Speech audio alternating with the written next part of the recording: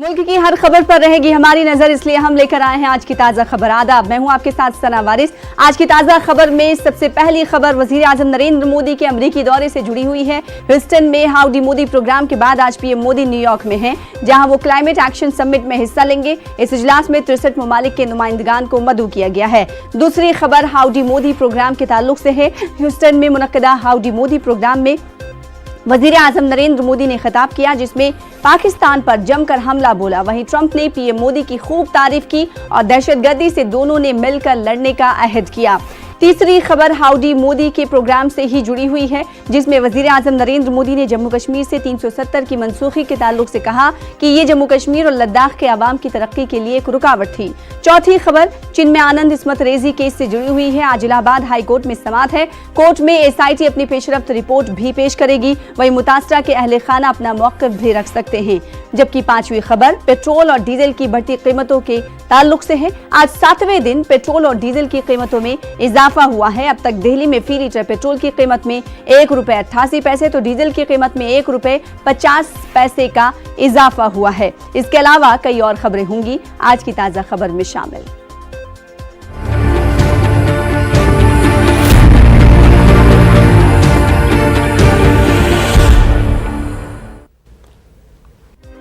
वजीर आजम Narendra Modi howdy Modi programme के बाद न्यूयॉर्क में हैं, जहां वो आज क्लाइमेट एक्शन समिट में हिस्सा लेंगे। खिताब करने वालों की फहरिस्त में पीएम मोदी का नंबर तीसरा है।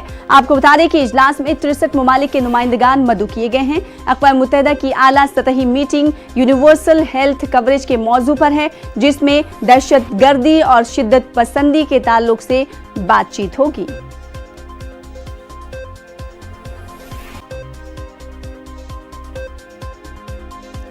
ह्यूस्टन का एनआरजी स्टेडियम गवाह बना 50,000 हिंदुस्तानी मजमे का, और वजीर आजम के खिताब ने इस दौरान हिंदुस्तानियों का दिल जीत लिया। वजीर आजम ने अमरीकी सदर के साथ स्टेज साझा करते हुए कई मुद्दों पर बेबाकी से अपनी बात रखी।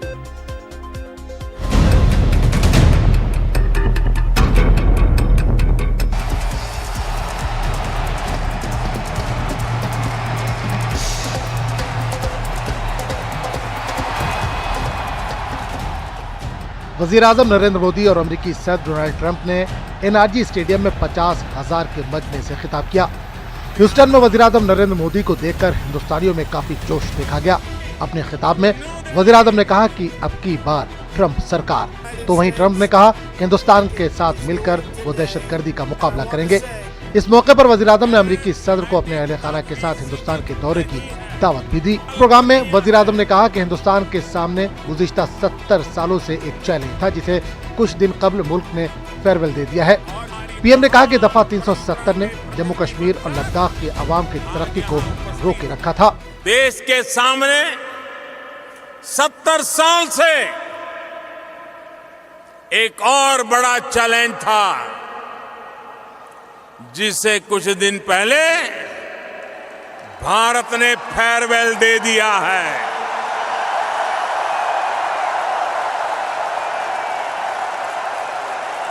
आर्टिकल 370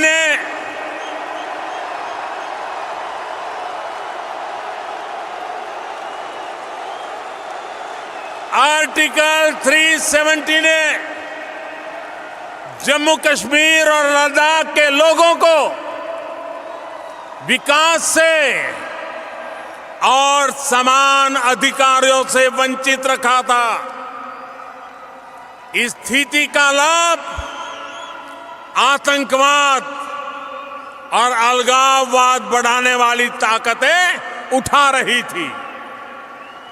अब भारत के संविधान ने जो अधिकार बाकी भारतीयों को दिए हैं, वही अधिकार जम्मू कश्मीर और लद्दाख के लोगों को भी मिल गए हैं। अपने खिताब में वज़ीर आज़म ने वहां मौजूद लोगों को हाउडी फ्रेंड्स कहा और अपने अंदाज में ही हाउडी मोदी का जवाब भी दिया। वज़ीर आज़म ने कहा कि हाउडी मोदी का मतलब हिंदुस्तान में सब अच्छा है। वज़ीर आज़म ने हिंदी के साथ साथ गुजराती में भी हाउडी मोदी का मतलब समझाया। जब आपने पूछा है हाउडी मोदी, तो मेरा तो मन कहता है उसका जवाब यही है, भारत में सब अच्छा,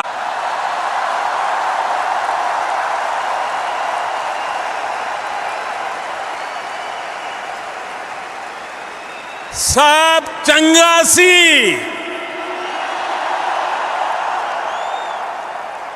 બધા જ મજામાં છે।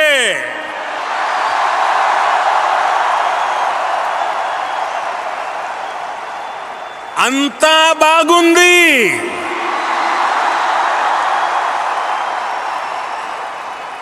એલ્લા ಚೆನ್ನಾಗಿರೆ,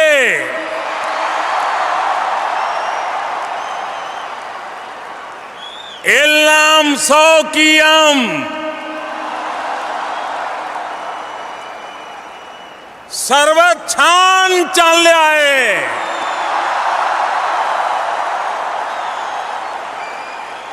সব খুব ভালো,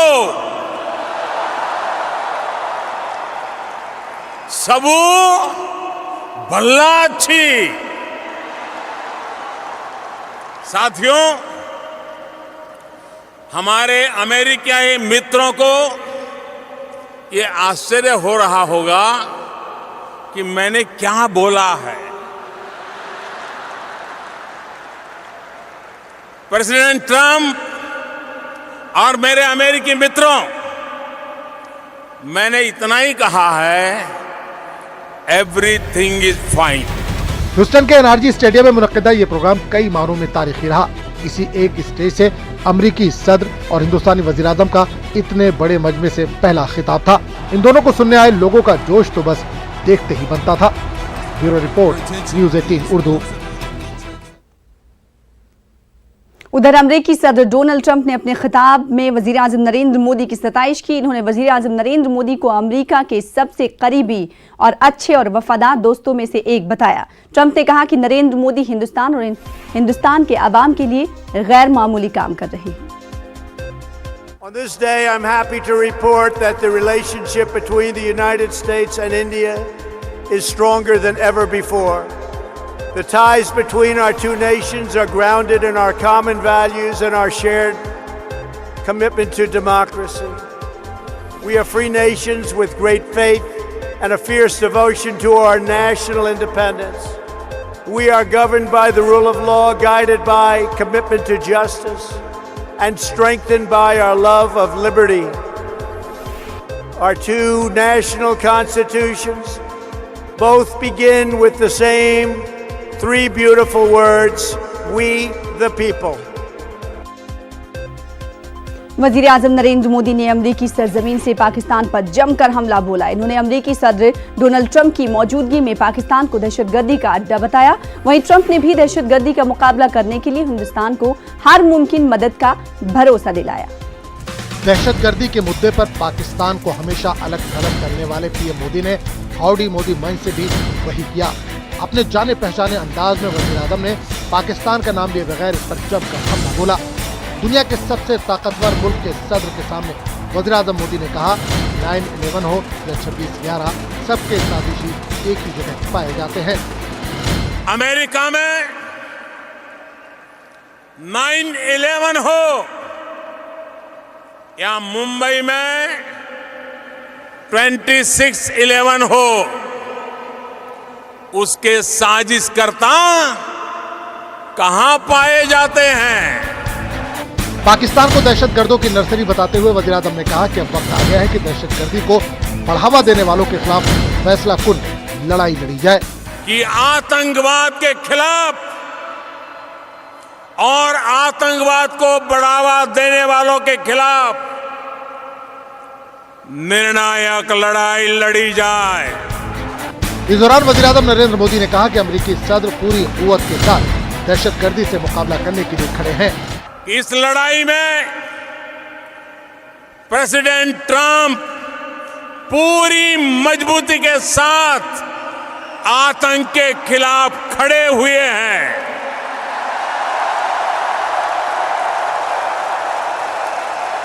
एक बार आतंक के खिलाफ लड़ने का राष्ट्रपति ट्रंप का जो मनोबल है, हम सब मिलकर के उनको भी स्टैंडिंग ओवेशन देंगे। मौजूदा वक्त में दहशतगर्दी के मुद्दे पर पाकिस्तान के खिलाफ अमेरिका का रवैया सख्त रहा है। अब पूरी दुनिया के सामने मोदी ने स्टैंडिंग ओवेशन दिलाकर सदर ट्रंप से भी ये वादा करवा लिया है कि आने वाले वक्त में कराची के लिए वॉशिंगटन का रुख बदलेगा नहीं। Bureau report, news 18 Urdu.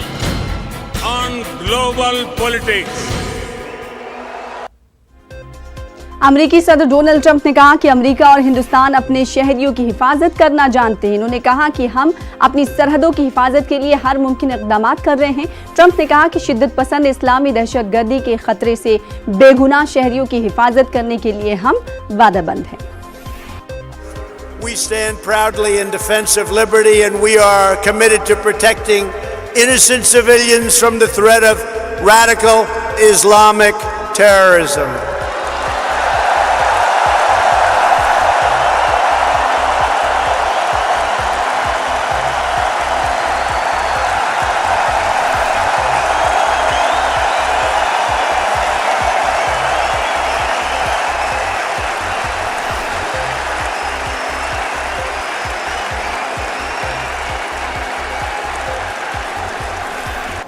Both India and the United States also understand that to keep our communities safe, we must protect our borders.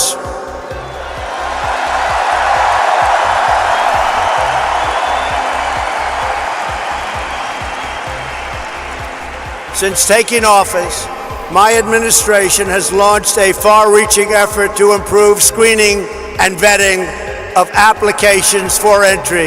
We are working hard to ensure that those who would threaten our security are denied admission into our country, and we are enhancing our vetting efforts like never before, not even close. We're doing it on a daily basis, and we'll soon be setting records in every one of the aspects of border security.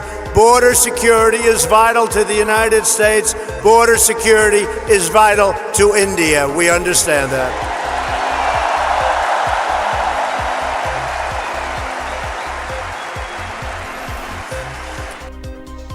और Houston में वजीर आजम नरेंद्र मोदी के खिताब की क्या कुछ बड़ी बातें थी, आपको बताते हैं। ग्राफिक्स के जरिए न्यू इंडिया के ख्वाब को शर्मिंदा ताबीर करने में मैं लगा हूं, वजीर आजम नरेंद्र मोदी ने कहा।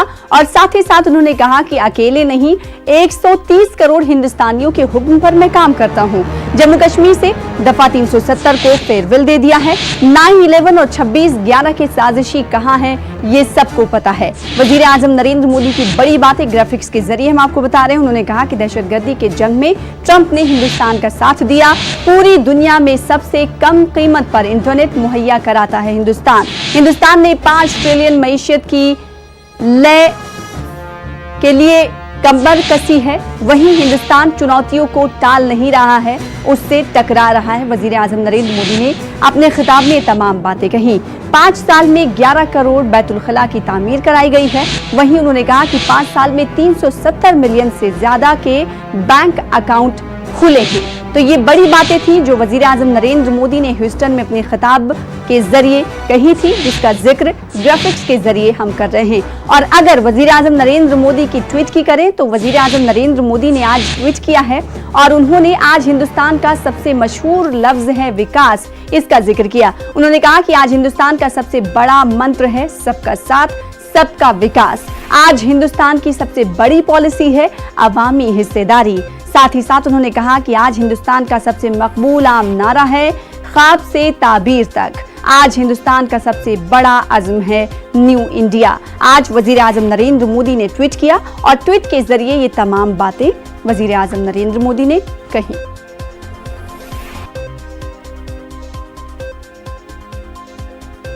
ह्यूस्टन में हाउडी मोदी प्रोग्राम कामयाब रहा। अमेरिकी सदर डोनाल्ड ट्रंप और पीएम मोदी एक साथ स्टेज पर मौजूद रहे। न्यूज़ 18 के एग्जीक्यूटिव एडिटर भूपेंद्र चौबे ने ह्यूस्टन में मौजूद लोगों से इस हवाले से बातचीत की।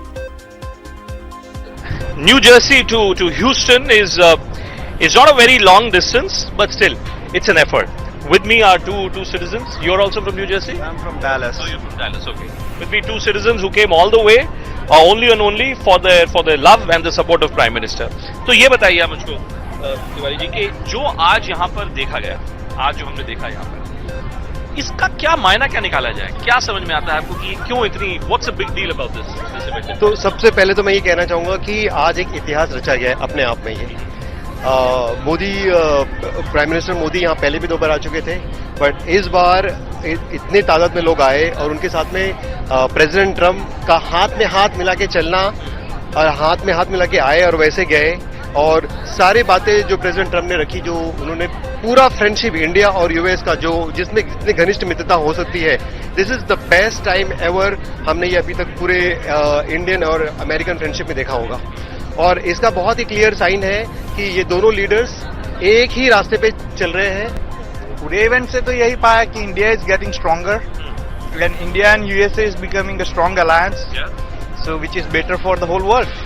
डोनाल्ड ट्रंप और प्रधानमंत्री मोदी जी ने जो हाथ में हाथ पकड़ के जो पूरा जो स्टेडियम का उन्होंने चक्कर लगाया, उससे आप लोगों को क्या, दोनों देशों के बीच उसका क्या मायना निकला है? Strong friendship. It is building between India and America, so that's what it represents. दोनों देशों के बीच। दोनों देशों के बीच।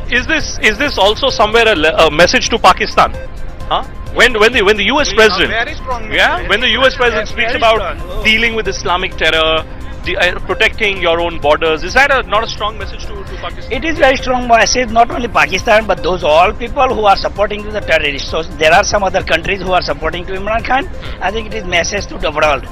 Hey, we are all human and we should just stop the terrorists. That's all. So जब आपने सुना और जब आज प्रधानमंत्री जी बार बार इस बात पे तवज्जो दे रहे थे कि पूरी दुनिया जानती है कि वो कौन लोग हैं जो कि आतंकवाद को बढ़ावा देते हैं, आपको लगता है कि इसके बाद क्या वाकई इमरान खान के पास या पाकिस्तान के पास कोई भी चारा बचता है क्या, भारत का कोई भी जवाब देने के लिए? नहीं, या कोई भी सवाल पूछने के लिए भारत से? वो तो साफ ही दिखता है कि where they find Osama, where the, अभी मोदी ने बोला कि वो conspiration of the like 9/11 and Mumbai attack, all दो कहाँ से पाए जाते हैं वो all? The speech of Modi, and we got to see the friendship of Donald Trump and Modi, right? And they are acting towards terrorism and all stuff, so they're bonding and all. It's all interesting and full of energy and power. Congress की अबूरी सदर सोनिया गांधी और साबिक वजीर आजम मनमोहन सिंह आज P Chidambaram से मुलाकात के लिए तिहाड़ जेल पहुंचे। इस दौरान उनके साथ चिदम्बरम के बेटे कार्ति चिदम्बरम भी मौजूद थे। कार्ति चिदम्बरम के मुताबिक आधे घंटे तक चली मीटिंग के दौरान चिदम्बरम से सियासी सूरत-ए-हाल पर बातचीत हुई। खास तौर पर आने वाले असेंबली इंतखाबात, कश्मीर मसले और माशी सूरत-ए-हाल पर तबादले ख्याल हुआ। आपको बता दें कि जेल में पी चिदम्बरम की सेहत दिन ब दिन खराब हो रही है। कपिल सिब्बल ने कोर्ट से वक्तन फवक्तन मेडिकल सर्विस और सप्लीमेंट्री डाइट देने की मांग की है। तिहाड़ से मिली जानकारी के मुताबिक जेल में बंद चिदम्बरम की पीठ और पेट में काफी दर्द रहने लगा है। शंकर आनंद मजीद अपडेट के साथ हमारे नुमाइंदे जुड़ रहे हैं दिल्ली से। इस मुलाकात में इसके अलावा क्या कुछ बातें हुई जानने की कोशिश करेंगे। शंकर, बताइएगा, जब ये मुलाकात हुई तो क्या कुछ इसके अलावा बातें की गई और क्या कुछ बड़ी बातें इस मुलाकात की?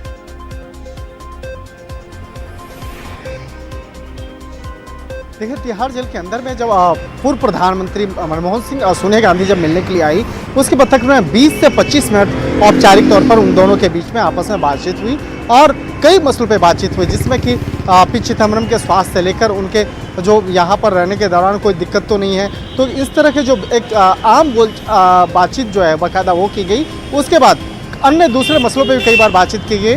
हालांकि इस मामले पर जो पी चिदम्बरम के पुत्र कार्ति चिदम्बरम के मुताबिक अगर माने तो उनका कहना था कि देश की मौजूदा आर्थिक स्थिति, इसके साथ ही अभी केंद्र सरकार के द्वारा जो बहुत सारे ऐसे अभी जो फैसले लिए गए, तो उस फैसले पर आगे का कांग्रेस पार्टी का क्या रुख होना चाहिए, किस तरह से कांग्रेस पार्टी इस मामले पर आगे बढ़े, बाकायदा इस मसले पर चर्चा हुई। इसके साथ ही जो अभी स्पष्ट तौर पे सोनिया गांधी और पूर्व प्रधानमंत्री मनमोहन सिंह के द्वारा इस मामले पर एक साफ तौर पे एक अपना समर्थन बाकायदा वो पी चिदम्बरम को दिया गया और कहा गया कि आपके मामले पर इतना स्पष्ट है कि एक राजनीतिक साजिश के तहत आपके खिलाफ, आपके परिवार के खिलाफ एक कार्रवाई हो रही है और इस मसले पर कांग्रेस पार्टी और हम लोग सभी आपके साथ हैं। इस मामले पर जो भी आप जरूरत एक मदद हो सकती है, निश्चित तौर पे आपकी मदद की जाएगी। तो एक तरह से कहा जा सकता है कि कार्ति चिदम्बरम ने इस बात की पुष्टि की कि वो पी चिदम्बरम के साथ में सोनिया गांधी और मनमोहन सिंह के साथ साथ पूरे पार्टी का समर्थन उनके साथ जी, है। और कांग्रेस बार बार बात- ये एहसास दिलाती रही है कि चिदम्बरम के साथ पूरी पार्टी है। बेहद शुक्रिया हमारे साथ शंकर आनंद जुड़ने के लिए और अपडेट देने के लिए। महाराष्ट्र में असेंबली इंतखाबात की तारीखों का ऐलान होते ही सियासी सरगर्मियां तेज हो गई हैं। आज एनसीपी महाराष्ट्र असेंबली इंतखाबात के ताल्लुक से अपना इंतखाबी मंशूर जारी करने वाली है। साथ ही एनसीपी इस बात का भी खुलासा करेगी कि फडणवीस हुकूमत तरक्की के नाम पर किस तरह आवाम को गुमराह कर रही है। आज के प्रोग्राम में एनसीपी सरबराह शरद पवार, जयंत पाटिल समेत पार्टी के कई बड़े लीडरान मौजूद रहेंगे। उम्मीद की जा रही है कि मंशूर में किसान, रोजगार और तालीम जैसे मुद्दों को ज्यादा अहमियत दी जाएगी। अमित राय मजीद अपडेट के साथ हमारे नुमाइंदे मुंबई से जुड़ रहे हैं। अमित राय, आज इंतखाबी मैनिफेस्टो जारी करने वाली है एनसीपी, कितने बजे मैनिफेस्टो जारी किया जाएगा और क्या कुछ अहम बातें मैनिफेस्टो में एनसीपी कर सकती है? देखिए 2 बजे दोपहर को यशवंतराव चौहान ऑडिटोरियम में ये मैनिफेस्टो जो है जारी किया जाएगा और निश्चित तौर पे हम देख सकते हैं कि पिछले 5 साल से लगातार कई ऐसे मुद्दे हैं जिसपे एनसीपी लगातार सरकार को घेरने की कोशिश कर रही है। पहला मुद्दा यह है कि किसानों की कर्ज माफी, उनका साफ तौर पे कहना है कि लगातार किसान आत्महत्या कर रहे हैं और उनकी जो कर्ज माफी का मुद्दा है वो बिल्कुल एक सरकारी यंत्रणा बनकर जो है रह गया, लेकिन उन तक पैसा जो है वो बिल्कुल नहीं पहुंच रहा है, जिसकी वजह से किसान जो है वो आत्महत्या कर रहे हैं। तो ये एक मुद्दा हो सकता है। दूसरा मुद्दा यह है कि रोजगार का मुद्दा। साफ तौर पे जो है फडणवीस सरकार ने कहा था कि हम कई करोड़ लोगों को जो है रोजगार देंगे, लेकिन हमेशा जो है प्रेस कॉन्फ्रेंस के जरिए एनसीपी निशाना साधती रही है कि ये रोजगार का सिर्फ एक जुमला सा रहा है, रोजगार जो है किसी को नहीं मिला है। यानी जो आंकड़ा पेश किया गया था की तरफ से, उन आंकड़े तक रोजगार पहुंचा नहीं है। तो रोजगार का एक बहुत बड़ा मुद्दा जो है वो आज हो सकता है। तीसरी सबसे बड़ी बात है कि शिक्षा को लेकर जो है कई सारे वादे किए गए थे और महाराष्ट्र सरकार किस तरह से महाराष्ट्र को विकास की तरफ ले जा रही है, इसको लेकर भी कई वादे किए गए थे। तो इन सारे मुद्दों को शामिल किया जाएगा। हमने देखा था कि कुछ दिन पहले आर्टिकल 370 को लेकर शरद पवार ने लगातार पीएम मोदी और अमित शाह पर निशाना साधा था। उन्होंने साफ तौर पे कहा था कि कश्मीर मुद्दे पे लगातार केंद्र सरकार जो है राजनीति कर रही है और इसको होने वाले चुनाव में जो है भुनाना चाहती है। तो निश्चित तौर पे जो है जब आज मीडिया से मुखातिब होंगे शरद पवार, तो इस सारे मुद्दों को जो है लोगों के सामने रखेंगे। जी, जाहिर सी बात है, देखना ही होगा कि शरद पवार की जानिब से क्या कुछ कहा जाता है इंतखाबी मंशूर में, इसके अलावा क्या कुछ बातों का जिक्र किया जाता है। बहुत शुक्रिया अमित रॉय हमारे साथ जुड़ने के लिए, तफसीलात देने के लिए। इस्मत रेजी केस में मुलजिम चिन्मयानंद पर आज इलाहाबाद हाई कोर्ट में समाअत है। आज मामले की जांच कर रही एसआईटी कोर्ट में अपनी प्रोग्रेस रिपोर्ट पेश करेगी। आपको बता दें कि कोर्ट ने निगरानी के लिए स्पेशल बेंच तश्कील दी है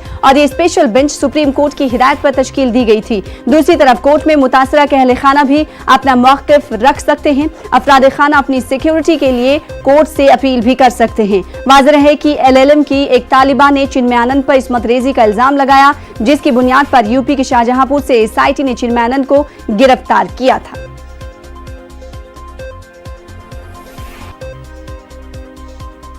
और फिलहाल इसी के साथ आज की ताज़ा खबर में इतना ही। दीजिए इजाजत। साथ ही साथ आपको बताते हुए चले कि मजीद खबरों के लिए लॉग इन कर सकते हैं आप हमारी वेबसाइट पर। आदाब।